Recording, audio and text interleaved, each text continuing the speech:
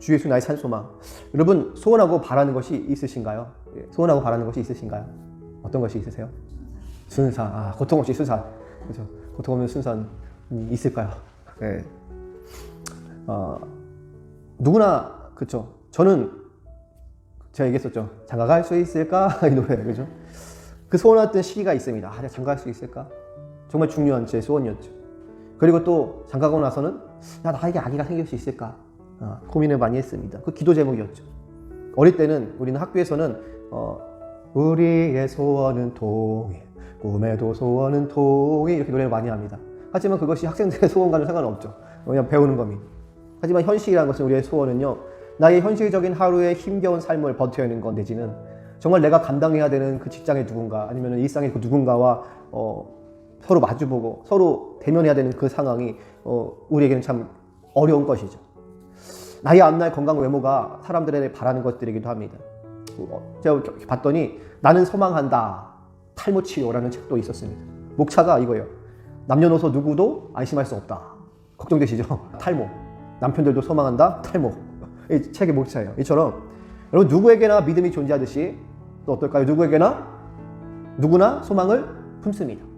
크던 작던 어떠한 형태든 종류이든 소원을 품지 않는 사람은 단 한 명도 없습니다. 세상에. 그런데 이 소원이 제대로 된 소원이 되기 위해서는 어떻게 해야 할까요? 그냥 망상만 꿈꾸고 헛된 것만 우리가 꿈꿀 수는 없습니다. 자, 우리의 소원이 제대로 된 소원이 되기 위해서는 첫째, 그 소망의 대상이 하나님이 되어야 합니다. 오늘 시편 107편은 바벨론 포로 귀환과 연결되었다라는 견해가 있습니다. 바벨론 포로 귀환과 연결되었다라는 거죠. 이 전반적인 큰 내용이. 더 크게는 그리고 작게는 이것이 5개의 부분으로 나눠져 있습니다. 우리가 읽은 본문은 그 중에서도 어떠한 폭풍 가운데 풍랑을 만난 사람들의 상황인 거죠. 이것을 더 크게 넓혀보면은 언약 백성을 향한 하나님의 구속의 역사로 확대할 수 있다는 거죠. 이것이 더 크게는 오늘날의 저와 여러분에게까지 확대될 수 있습니다. 자, 왜 소망의 대상이 하나님이 되어야 할까요? 남유다가 몇 년에 혹시 망했는지 아시나요? 바벨론에게? BC 586년에 멸망당하여서 수많은 사람들이 이역 만리의 포로로 끌려갔습니다. 예루살렘 성이 무너지고 폐허가 되었다라는 거죠. 정말 절망적인 상황 아닙니까? 포로로 끌려가고 내 형제 자매들이 칼날에 죽임을 당하고 예루살렘 성과 내가 살던 모든 집이 폐허가 된 오늘날 보면은 우크라이나와 같은 그런 상황인 거죠. 가자 지구와 같은 이스라엘과 같은 그런 상황입니다. 정말 절망의 상황인 거예요. 소망을 꿈꿀 수밖에 없는 상황인 거예요. 그런데 이것이 다가 아니라는 거죠. 실상은요. 이미 19년 전에 BC 605년에 다니엘과 많은 사람들이 포로로 또 끌려갔습니다. 이미. 그리고 BC 598년에도 왕과 에스겔을 비롯한 다수가 끌려갔다라는 거죠. 그러니까 이 고통스러운 시기가 벌써 수십 년 동안 20년 넘게 이것을 겪어왔다라는 거예요. 그러니까 무엇을 말하느냐? 이것은 오래된 절망을 말하는 겁니다. 이렇게 오랜 절망을 맛볼 때 남유다의 소원이 무엇입니까? 당연히 저 바벨론을 내쫓는 것. 저 바벨론을 무너뜨리는 것이었죠. 그것이 간절했습니다. 그리고 그 소원은 어떠한 소원이었습니까? 하나님께 부르짖는 소원이었죠. 이 민족을 구원하여 주옵소서. 그런데 여러분 결론은 어떻습니까? 결국은 나라가 망했습니다. 우리의 소망과 소원과 상관없이 나라가 망했다라는 거예요. 이거 왜 그래요? 그것은요. 하나님의 계획과 사람이 원하는 바가 다르기 때문입니다. 하나님의 계획이 아닌 내 뜻을 고집하고 내 뜻이 하나님의 응답인 양 하나님의 뜻이 내 뜻이라고 착각하고 억지 부렸기 때문입니다. 예레미야가 바벨론에 항복하고 거기서 살라라고 하는 하나님의 말씀을 전했습니다. 그때 하나냐와 스마야 같은 거짓 선지자는 하나님께서 유다를 지키신다. 걱정하지 말라라는 거짓 메시지를 전했습니다. 왕과 백성들은요. 이러한 하나냐와 스마야 같은 거짓 선지자들의 메시지에 감동하여서 그들의 말을 청종하고 예레미야를 핍박했습니다. 여러분 이것이 무엇을 말합니까? 내가 소원하는 그것, 내 소망의 대상이 어떠한 내 사안과 내 사건과 그것이 단순히 되면 안 된다는 것입니다. 위험할 수 있다는 거죠. 왜입니까? 그것이 하나님의 뜻이 아닐 수가 있기 때문이죠. 그래서 우리는 무엇의 소망의 대상이 무엇이 돼야 된다는 거죠. 내 현실의 고통과 어려움도 있지만 그것이 물론 중요하고 그것도 다뤄야 하겠지만 그 소망의 대상이 하나님이 되어야 된다는 거죠. 하나님의 뜻이 되어야 된다는 거예요. 하나님의 뜻이 될 때 이 나의 현실과 고통의 어려움과 문제를 온전히 이해할 수 있고 이것을 딛고 넘어설 수 있고 이것이 종국에 해결될 수 있다는 것입니다. 내 소망의 대상이 현실과 내 문제와 내 생각이 아니라 하나님이 되어야 된다는 거죠. 여러분 인간은요. 우리는 소망합니다. 그리고 인간은 갈망이 많죠. 필요도 하고 욕심도 많아요. 근데 문제는 그러한 소망이 정말 나에게 필요한 것인지 불필요한 것인지 해로운 것인지 모른다라는 거죠. 어떻게 해야 할지를 모릅니다. 어린아이가 원하고 그저 때를 쓰는 것처럼 위험한 것을 손에 쥐려 할 수 있다라는 거죠. 모르고 불을 만지고 칼을 만지고 할 수 있다라는 거죠. 그래서 우리의 근본적인 소망의 대상이 하나님이 되어야 한다라는 겁니다. 아멘이십니까? 할렐루야. 로마서 15장 13절 이렇게 말합니다. 시작. 소망의 하나님이 모든 기쁨과 평강을 믿음 안에서 너에게 충만하게 하사 성령의 능력으로 소망이 넘치게 하시기를 원하노라. 아멘. 자, 뭐라고 이야기하죠? 소망의 하나님이라고 이야기합니다. 하나님이 소망이시라는 거죠. 우리의 소망이시고 그분 자체가 그분의 존재 자체가 소망이라는 거죠. 그 소망의 하나님을 우리가 대상으로 바라볼 때 하나님께서 우리에게 어떻게 하신다고요? 우리 안에 소망으로 넘치게 하신다는 거죠. 내 인간적인 소망, 내가 바라는 소망이 대상이 되고 중심이 되면 안 되고 하나님께서 우리의 소망이 되셔야 함을 믿으시기를 바랍니다. 믿음과 신뢰를 가지고 여러분 우리를 살게 하는 참된 소망은요, 우리 기독교에서 말하는 참된 소망은 무엇이냐? 내가 원하는 것에 대한 단순한 기대와 갈망이 아닙니다. 하나님 나 대학교 들어가게 해주세요. 서울대 의사 되게 해주세요. 판검사 되게 해주세요. 그것을 통해서 하나님께 영광 돌리게 해주세요. 가 아니라는 겁니다. 그거 가 아니라는 거예요. 기독교에서 말하는, 성경이 말하는, 주님이 말하는 참된 소망은요, 믿음과 신뢰를 가지고 소망에 하나님을 의지하지 하나님을 의지하는 거예요. 왜? 하나님이 소망이시니까. 하나님이 목표이시니까. 여러분 하나님을 소망하시기 바랍니다. 두 번째로 살아있는 소망을 품어야 합니다. 한 번은 친한 목사님이 이러한 이야기를 해주었습니다. 이 목사님이 일을 하면서 생계를 위해서 교회도 하면서 생계를 일을 하면서 알게 된 분이 있는데 그분이 이렇게 말을 하더래요. 목사님이 진짜 알고 하는 얘기죠. 살고 싶어요 이렇게 이야기합니다. 살고 싶어요. 무슨 말일까요? 암에 걸려서 살고 싶어요라고 이야기하는 걸까요? 그렇지 않습니다.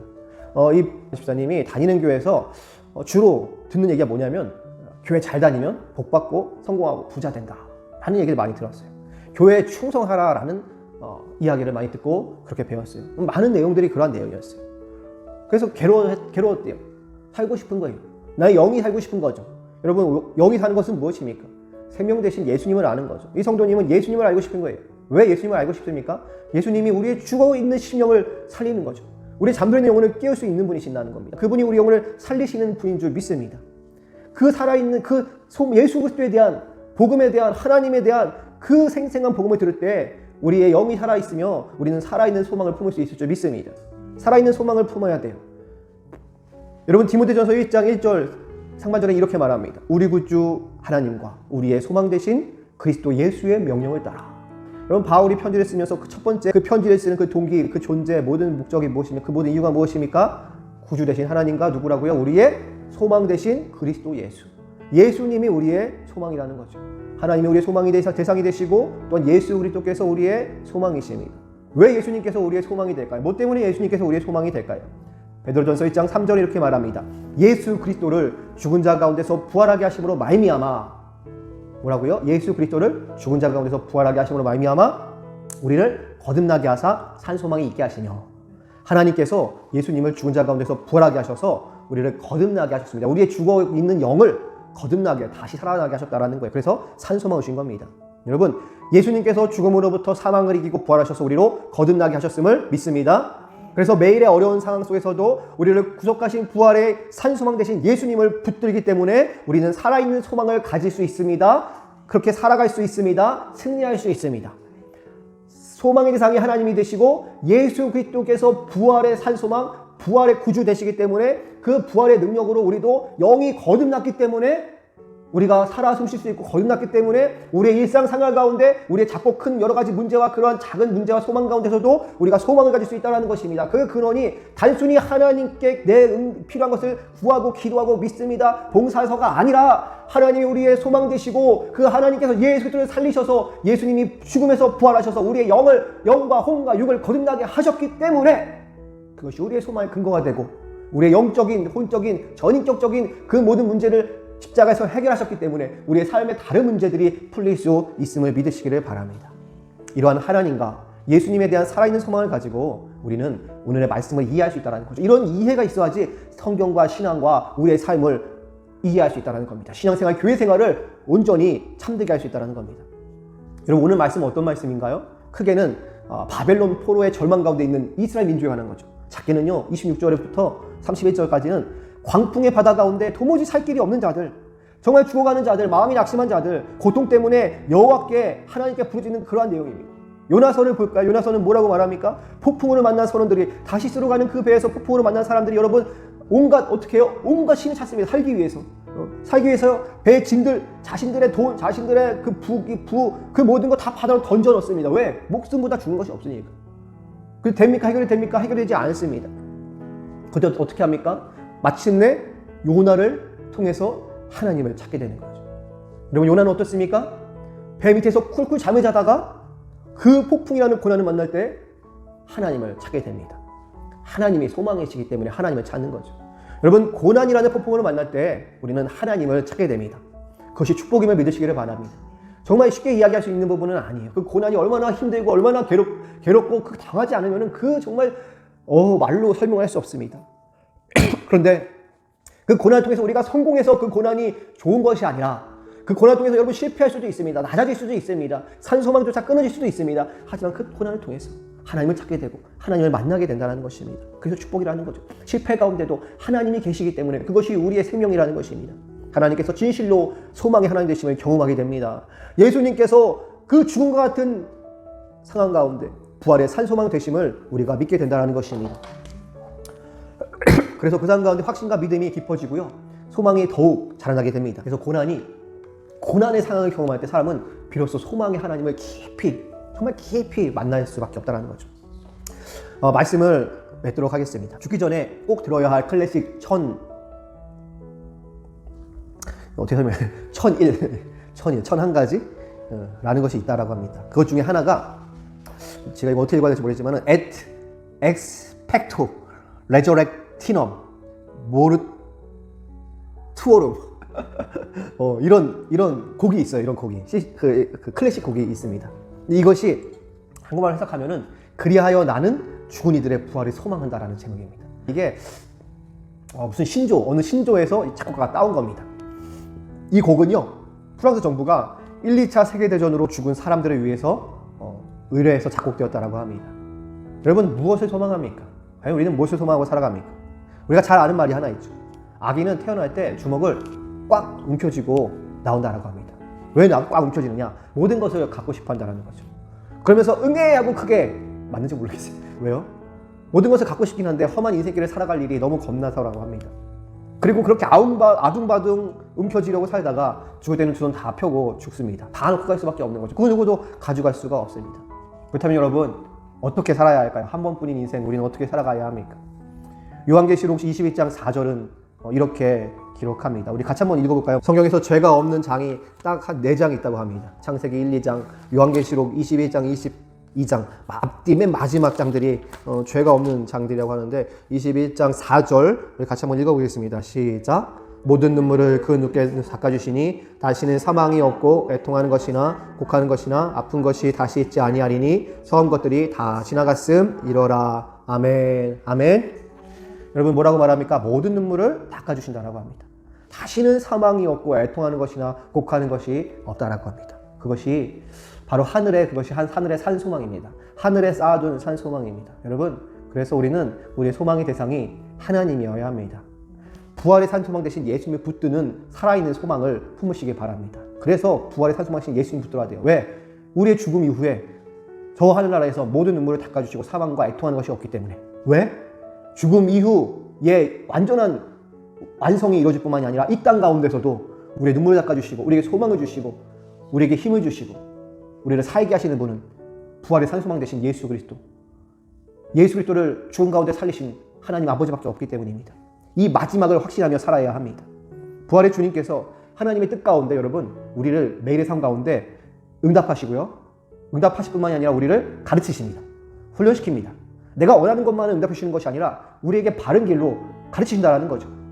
그런 기도 제목, 그런 소망이 아니라 이러한 소망을 품으라 라고 가르치신다는 거죠. 그것이 안 되면 때로는 훈련시키기도 합니다. 광야 가운데 훈련시키기도 하는 거죠. 고난 가운데 훈련하기도 합니다. 그래서 어떻게 됩니까? 회개하고 돌이키게 됩니다. 욥처럼 그 의인 욥도 하나님께 회개하고 돌이킨다라고 말한 것처럼 우리는 회개하고 돌이키게 됩니다. 그것을 통해서 소망의 항구로 이끌어 가시는 거죠. 이해가 되십니까? 내가 원하는 크고 작은 이러한 소망을 품고 기도해서 응답받는 것이 그것이 소망의 근본이 아니라는 것입니다. 그것은 부분적인 거예요. 우리의 소망의 근본 이유는 소망의 대상 되신 하나님을 바라보는 말미암아 부활의 산 소망 되신 예수님이 있기 때문에 그분이 우리를 가르치시고 훈련하시고 응답하시며 우리를 회개하고 돌이켜서 잘못된 바닷길 항구로 가는 것이 아니라 올바른 하나님이 예비하신 참된 소망의 항구로 인도하신다는 겁니다. 그래서 오늘 본문의 마지막에 뭐라고 나옵니까? 그들이 바라는 항구로 인도하신다는 것입니다. 이것이 바로 소망의 항구로 인도하신다는 거죠. 여러분, 그러므로 주 안에서 기뻐하십시오. 주 안에서 소망하십시오. 하나님의 나라와 의를 소망하시기를 바랍니다. 먼저 그 나라와 의를 구하라. 그리하면 모든 것을 너에게 주시리라. 일상의 필요를 그 가운데 구하시기를 바랍니다. 한 주간도 우리의 구주 되신 예수님으로 인한 살아있는 소망으로 풍성히 채워지시기를 간절히 주님의 이름으로 축복하고 기도드립니다. 아멘. 할렐루야.